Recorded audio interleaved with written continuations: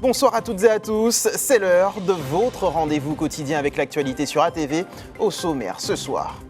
Opération coup de poing du Airprac à l'aéroport Martinique-Aimé Césaire. Plusieurs dizaines de manifestants ont perturbé la circulation aux abords du site en fin d'après-midi. On en parle dès le début de cette édition. Dans ce journal aussi, nous reviendrons sur la rentrée de la 4e Chams au collège Asselin de Beauville à Ducos, une classe orientée vers les enseignements scientifiques et où règne la parité. Enfin, vous verrez que la promotion 2025 du RSMA a pris ses quartiers.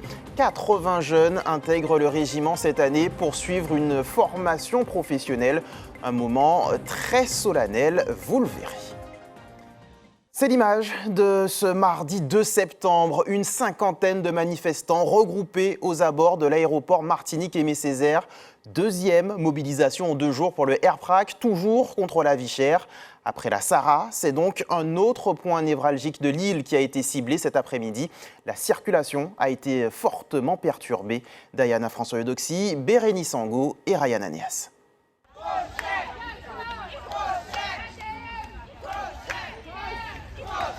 Il est environ 16h30 lorsque le Airprac et ses partisans se mobilisent au rond-point de l'aéroport.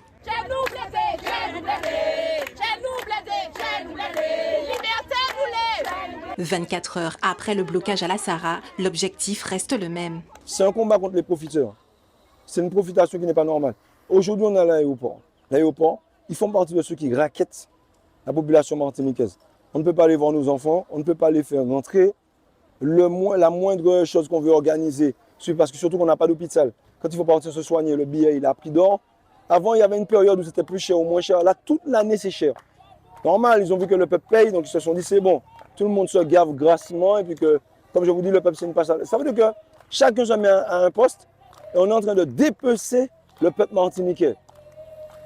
S'ils veulent jouer à ce jeu-là, nous, on a du cardio. On ira voir tous ceux qui s'amusent à empiéter sur le budget du peuple martiniquais. Très vite, les accès pour l'aéroport sont bloqués. Au même moment, un avion en provenance de la Guadeloupe arrive. Les passagers n'ont d'autre choix que de quitter l'aéroport à pied, valise à la main. J'ai des trucs à faire. Je viens de la Guadeloupe et je peux pas. J'ai obligé de transporter ma valise pour aller chercher ma femme. Ça m'embête. Les bouchons secrets et les voitures restent immobiles. Les voyageurs sur le départ doivent également rejoindre l'aéroport à pied avec plusieurs kilos dans chaque main. Je dois prendre un avion pour la métropole et on ne peut pas accéder avec les valises. Là, j'ai 78 ans, il faut que je tire mes valises moi-même, à pied. Encore heureux, il ne pleut pas. Et moi, je suis jeune, donc ça me dérange pas, mais ça sied pas à tout le monde en fait. Donc je sais pas, un grand-parent va venir, enfin bref, sa valise ou je ne sais quoi, bon, ce sera plus compliqué. Après, le mouvement, est-ce qu'il est, la condition, est-ce qu'elle est aussi, donc je pense pas qu'il faille blâmer le mouvement, mais bon, c'est chiant quoi. Un blocage qui n'est pas sans rappeler celui de l'année dernière. Cette fois-ci, les forces de l'ordre ont empêché l'entrée et bloqué la plupart des accès à l'aéroport. Semaine de rentrée scolaire oblige, on prend la direction du collège Asselin de Beauville à Ducos. Ce matin, 20 élèves ont intégré la première classe de 4e Chams de l'établissement. Une classe à horaire aménagé en mathématiques et en sciences. Objectif, approfondir les apprentissages scientifiques, mais aussi inciter les jeunes filles à se tourner vers ces filières, comme nous l'explique Diana François-Eudoxie.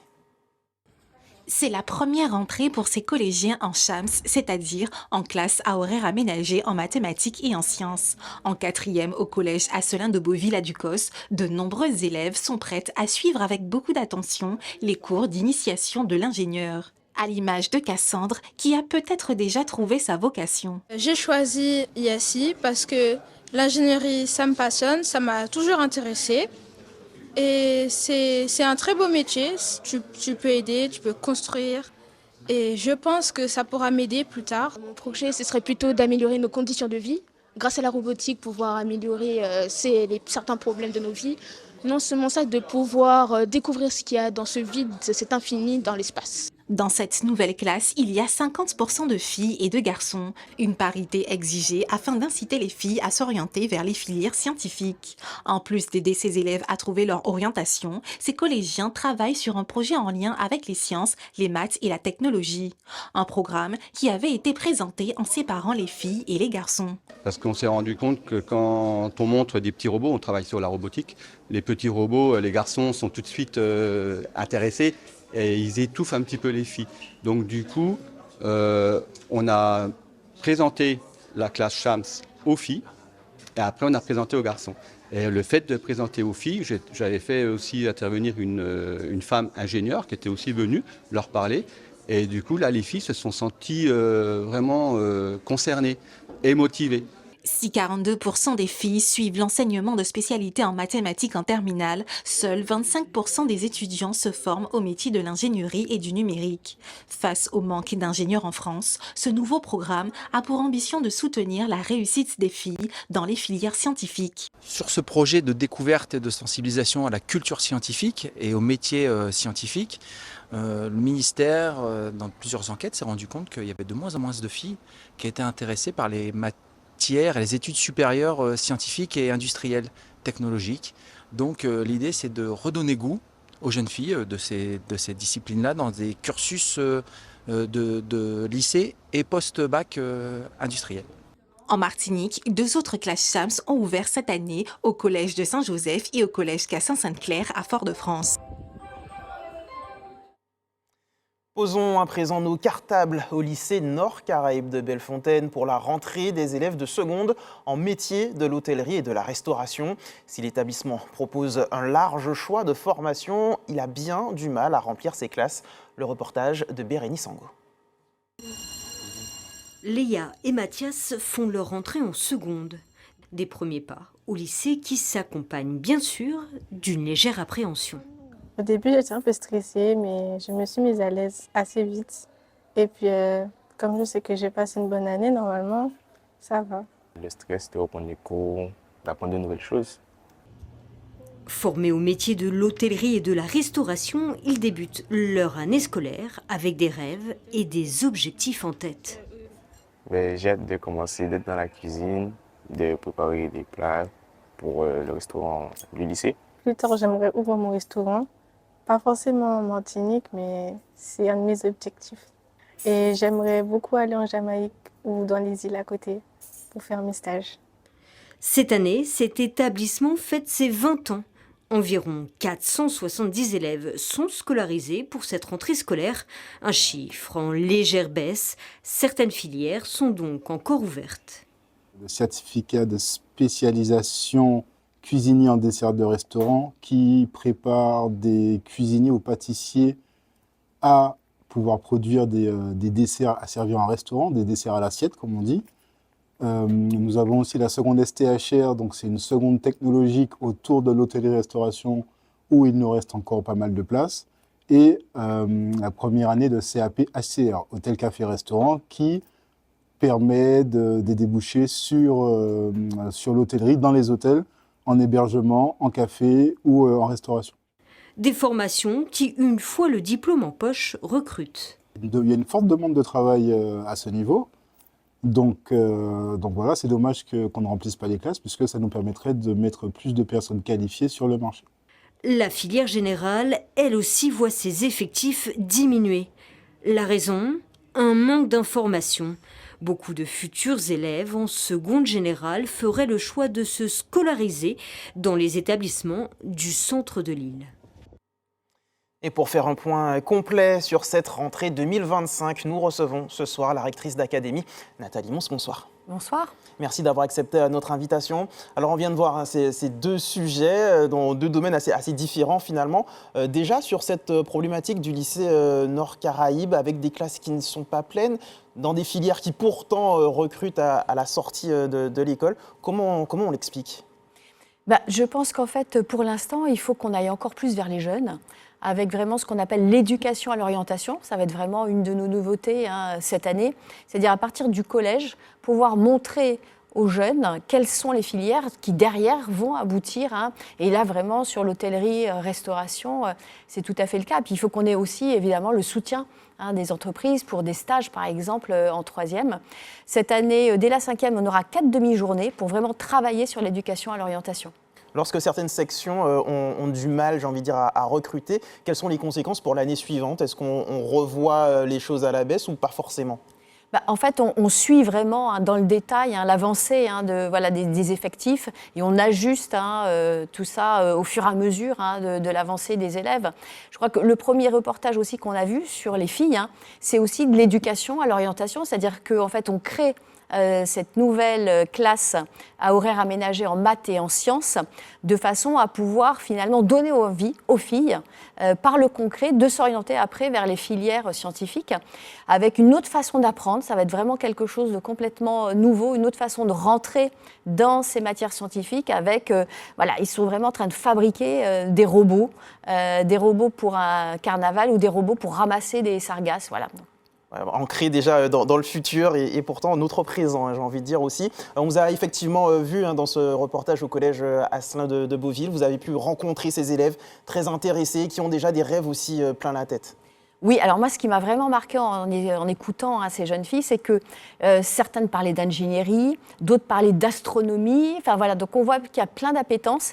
Et nous, derrière, il va falloir, avec des heures nouvelles, et puis avec des partenaires aussi, parce qu'on aura Orange, on aura un partenaire Parallèle 14, leur donner vraiment à voir des nouveaux métiers, et puis une autre façon d'apprendre les mathématiques, parce que les filles sont un petit peu rebutées par les matières scientifiques. Donc l'idée, c'est de passer 2 années au collège, dans ces classes à horaires aménagés, pour pouvoir mieux s'orienter une fois arrivé au lycée, c'est ça? Voilà, c'est ça. Ces classes à horaires aménagés, scientifiques, elles sont en 4e et en 3e. Et pendant tout ce temps-là, on va vraiment les préparer. On va faire aussi des regroupements de toutes les filles. C'est un programme un peu girly avec toutes les filles pour parler justement de leur projet, leur faire rencontrer des femmes ingénieurs pour leur donner envie finalement de s'orienter vers ces métiers. Parce que ces métiers, il y a des emplois et puis surtout, c'est des métiers plus rémunérés. On sait que les femmes en plus sont après dans des métiers moins rémunérés.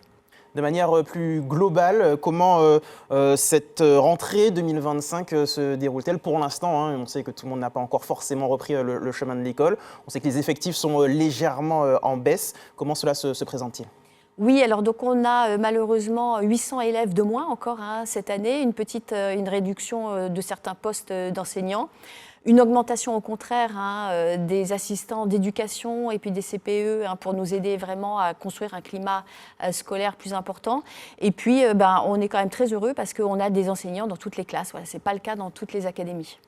On sait également que le contexte social peut inquiéter les parents lorsqu'ils voient notamment la mobilisation du RPRAC ce matin ou hier, se posent des questions, se demandent si leurs enfants pourront bien assister à tous leurs cours tout au long de l'année sans perdre trop d'heures. Que mettre en place au niveau du rectorat pour essayer de rassurer ces parents tout simplement?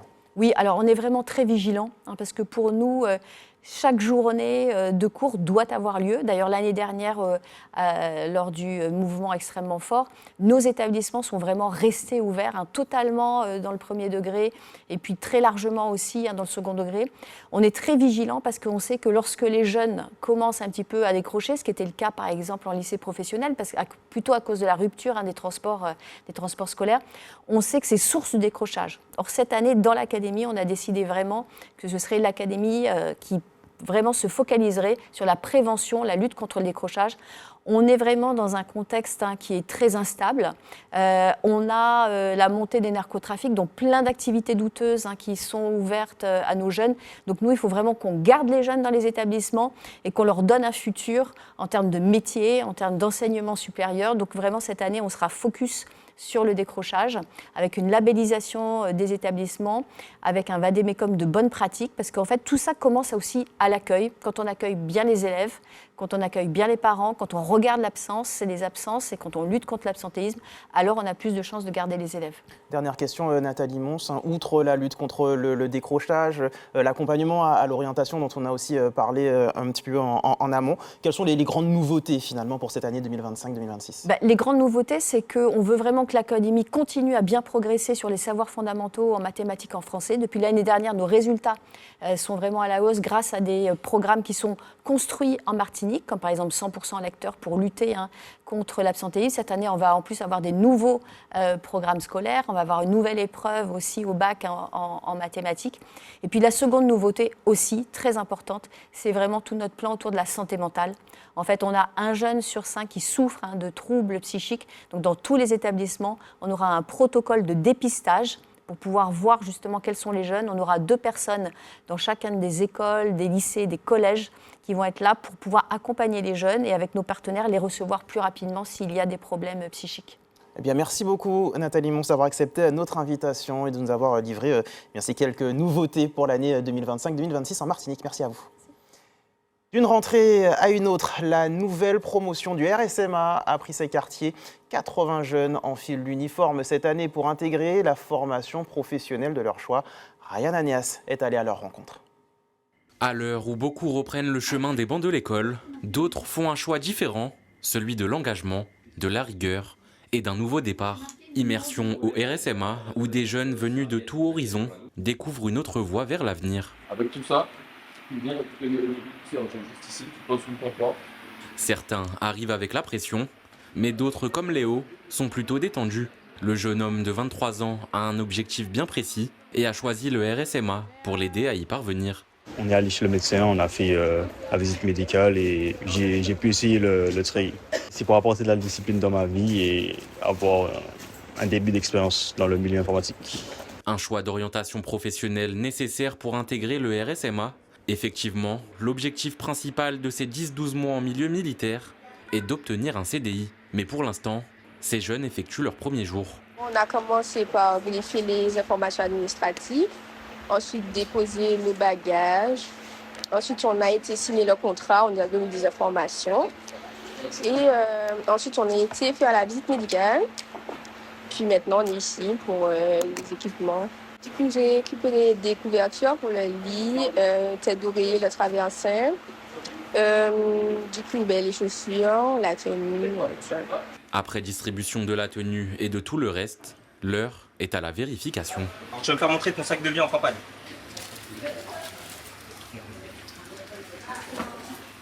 C'est celui-là, voilà. Une entrée en matière pas toujours facile et les questions fusent dans certaines têtes. Notre but à nous, c'est pas vraiment de leur donner ce genre de réponses-là. Nous, on leur donne les réponses que sur l'habillement. Les vraies réponses, c'est leur cadre de contact, ceux qui vont leur faire les classes. Nous, on est juste là pour leur expliquer comment ça fonctionne au niveau du magasin, c'est tout. Mais moi, je suis là pour les accompagner avec les VT pour que, pour qu'ils puissent recevoir leur pactage. Donc, on commence par, comme je vous ai dit, le couchage. Après le couchage, on passe à tout ce qui est pointure, les chaussures, les chaussettes et tout ce qui va bien. Ensuite, les t-shirts, les shorts de sport, ainsi de suite. Et après, ils vont jusqu'au bout là, et c'est la partie habillage treillis, en fait. Et parmi ceux qui échangent avec les nouveaux, Saroya, qui a choisi de rester au RSMA en tant que volontaire technicien. Après 2 ans passés ici, elle aiguille désormais les nouvelles arrivées. Avant de rentrer au RSMA, donc, ma filière, c'était logistique au lycée. Donc, j'ai un bac pro logistique. Donc, j'ai voulu basculer ici au RSMA dans la logistique, mais malheureusement, je ne pouvais pas. Donc, j'ai basculé sur une filière autre que ça. Mais après, je suis passé VT justement dans la logistique. Bon, il y a des moments difficiles, mais il faut garder la tête. Et oui, je compte rester ici. Le régime du service militaire adapté accueille ce mois-ci près de 80 jeunes, puis 70 environ en octobre. Un pic d'arrivée durant l'année, où presque 30 rentrées ont lieu. Mais avant de découvrir tout ça, tous les jeunes et leurs familles passent par ce bureau. Notre mission première reste d'accueillir les jeunes qui ont quitté le cursus scolaire et de leur proposer une formation qui serait dans la continuité de leur parcours scolaire ou éventuellement une réorientation professionnelle. On présente la mission avec ses différents avantages, avec la transmission d'un savoir-être et savoir-faire militaire, ça veut dire de la rigueur, de la discipline, de transmettre également cette envie du goût à l'effort, du dépassement de soi, et tout ça dans un cadre de vie. Des valeurs qui en tout cas portent leurs fruits. Le RSMA affiche un taux de 80% de réinsertion professionnelle. Une majorité de ces jeunes repartent avec un objectif en tête et souvent un CDI en poche. Au 1er septembre, quelques changements sont à noter dans votre quotidien. Des évolutions qui concernent généralement le portefeuille, taux de prélèvement à la source, retraite progressive. Tour d'horizon avec Bérénice Angot. On commence avec une nouveauté fiscale. Les couples mariés ou pacsés avec prélèvement à la source avaient un taux de prélèvement identique, peu importe si l'un des deux membres du foyer avait un salaire plus élevé. Dorénavant, le montant de l'impôt à la source sera réparti en fonction des revenus de chacun. On poursuit avec une bonne nouvelle pour notre portefeuille. Le prix du gaz pour la cuisson va baisser de 1,87%. Autre nouveauté, la retraite progressive dès 60 ans. Seule condition, réunir 150 trimestres, soit 37 années et demie. Le salarié pourra alors exercer un temps partiel entre 40 et 80% après l'accord de son employeur. Dernière nouveauté qui va plaire aux parents, l'aide financière pour les frais de garde des enfants sera plus précis. De nouveaux critères rentreront en compte, comme par exemple si vous élevez votre enfant seul, vous pourrez bénéficier d'une aide jusqu'aux 12 ans de l'enfant au lieu de 6 auparavant. Comme chaque soir, on regarde ensemble le calendrier de l'EFS. Demain, vous pourrez donner votre sang à la Maison du Don, immeuble Le Fils, quartier Dillon à Fort-de-France, de 8h30 à 17h30. C'est ainsi que se referme notre édition locale. On se retrouve dans quelques petites minutes pour l'actualité nationale et internationale. A tout de suite.